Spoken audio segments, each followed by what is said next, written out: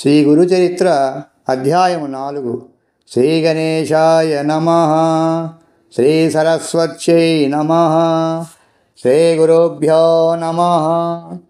దుర్వాస శాపం వలన భగవంతుడు ధరించిన అవతారాలలో ఉత్తమ సాధకులకు మాత్రమే తెలియబడే శ్రీ దత్తాత్రేయ అవతారం గురించి చెప్పమని నామధారకుడు కోరగా సిద్ధయోగి ఇలా చెప్పసాగారు.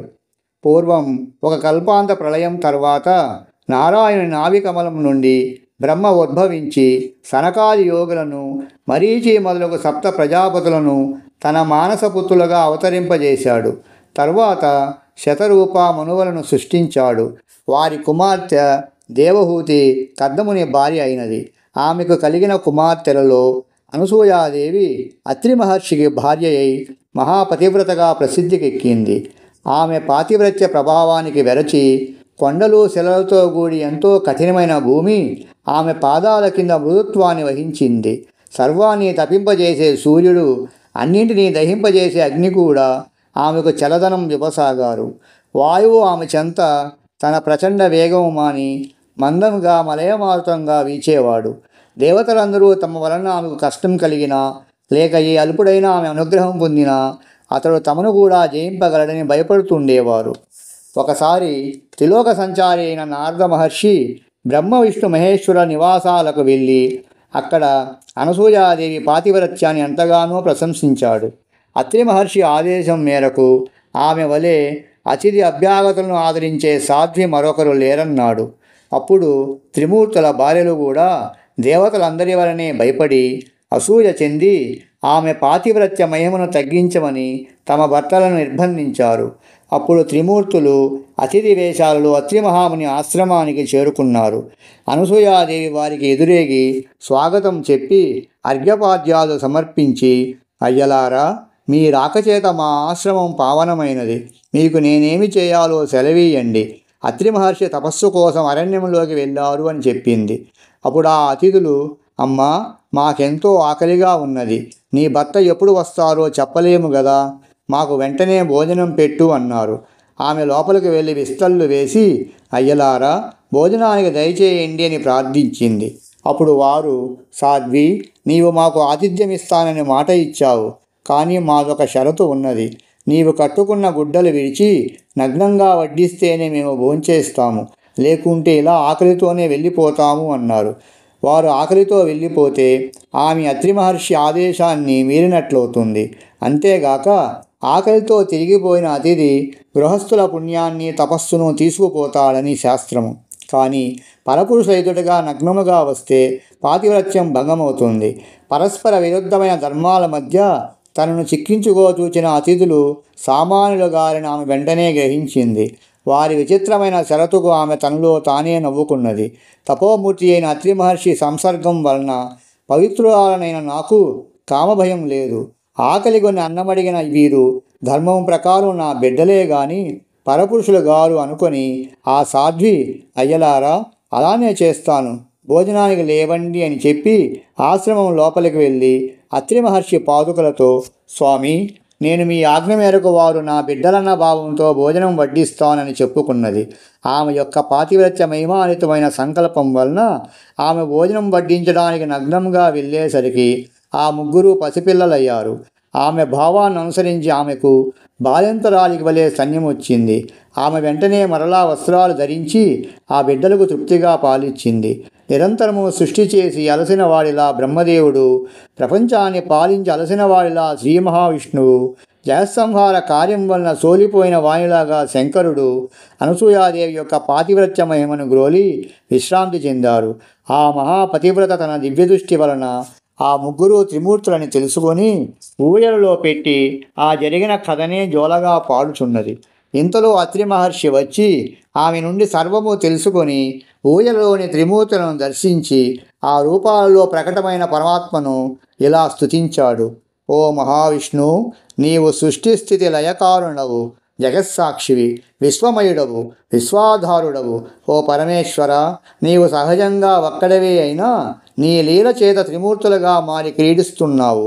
వాస్తవానికి ఈ జగత్తు నీకంటే వేరుగాకపోయినా మసక చీకటిలోని త్రాడు తానికి భిన్నమైన పాముగా గోచరించినట్లు నేను నాది అనే మాయతో కూడిన భావన వలన నీకంటే వేరైనట్లు జీవులకు గోచరిస్తున్నది. ఊయల్లోని పిల్లలు హాయిగా నిద్రపోతున్నారు. త్రిమూర్తులు ఆ స్తోత్రానికి తృప్తి చెంది తమ నిజరూపాలతో కూడా ప్రత్యక్షమే వరం కోరుకోమన్నారు. అప్పుడు ఆయన సాభిప్రాయంగా భార్య వైపు చూస్తూ, సాధ్వి, వీరు మనసు చేత కూడా పొందడానికి వీలుగాని వారు, అయినా నీ భక్తి వలన ఇలా వచ్చారు. నీ అభీష్టమేమిటో నివేదించుకో అన్నాడు. అనసూయాదేవి, స్వామి, ఈ సృష్టి యొక్క వికాసం కోసమే మీరు భగవంతుని చేత సృష్టించబడ్డారు గదా, కనుక ఈ మూడు మూర్తులుగా ప్రత్యక్షమైన వీరిని పుత్రులుగా పొంది మీ అవతార కార్యం నెరవేర్చుకోవడమే నా అభీష్టము అన్నది. అత్రి మహర్షి సంతోషించి, మీరు మాకు పుత్రులుగా పుట్టి మమ్ము ఉద్ధరించండి అని కోరాడు. అప్పుడు వారు, మహర్షి, మమ్ము నీకు సంపూర్ణంగా దత్తం చేసుకున్నాము అన్నారు. ఆ పతివ్రతా ప్రభావం చేత త్రిమూర్తులు అత్రి కోరిన వరమును అనుగ్రహించి తమ లోకాలకు వెళ్ళి వారి భార్యలను కలుసుకున్నారు. తర్వాత అత్రి అనసూయలకు 3 పుత్రులు కలిగారు. సద్గురువైన అత్రి మహర్షికి ఆత్మసమర్పణ చేసుకుని సేవించిన ఫలితంగా తనకు వ్రతభంగం చేసి శపించడానికి వచ్చిన త్రిమూర్తులను బిడ్డలుగా పొందింది అనసూయాదేవి. తర్వాత అత్రి మహర్షి బాల విష్ణుమూర్తికి దత్తుడని, దర్శన మాత్రము చేత అందరి హృదయాలకు ఆహ్లాదనిచ్చే బ్రహ్మదేవునికి చంద్రుడని, ప్రళయకర్త అయిన రుద్రుడికి దుర్వాసుడని నామకరణ చేశాడు. ఈ 3 అత్రి యొక్క సంతానం కనుక వీరిని ఆత్రేయులని, దత్తుణ్ణి ఆ దత్తాత్రేయుడని వ్యవహరిస్తారు. ఈయనే సాక్షాత్తు పరమేశ్వరుడు, శృతులకు కూడా అందని సచ్చిదానంద స్వరూపుడు, మానవులకు అభీష్టాలు నెరవేర్చి యోగము జ్ఞానము ప్రసాదించేవాడు. స్మరించిన తక్షణంలోనే అనుగ్రహిస్తూ సర్వత్రా సంచరిస్తుంటాడు. దుర్వాసుడు మిక్కిలి కోప స్వభావం కలవాడైన ఆయన కోపం కూడా లోకానికి కళ్యాణమే చేకూర్చింది. చంద్రుడు సర్వజీవులను పోషిస్తుంటాడు. తర్వాత బ్రహ్మ చంద్రుడుగా, శివుడు దుర్వాసుడుగా తమ దివ్యాంశలను దత్తాత్రేయుని అందించి తల్లి అనుమతితో తపస్సుకు వెళ్ళిపోయారు.